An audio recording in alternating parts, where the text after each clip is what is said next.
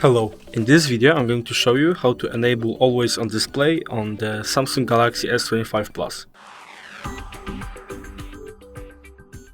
Okay, so the first step of the operation will be opening up the settings and going to lock screen and AOD.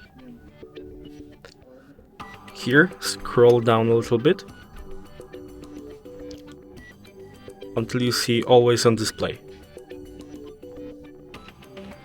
When you press it, you will have some options to customize. For example, when to show the always on display. And you can show tap to show, so the always on display will only show when you tap the phone, or always.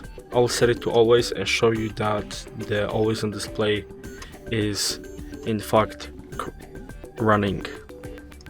And as you can see, the phone is turned off, but the always on display still took an effect. So, if you consider this video helpful, leave a like, subscribe, and thanks for watching.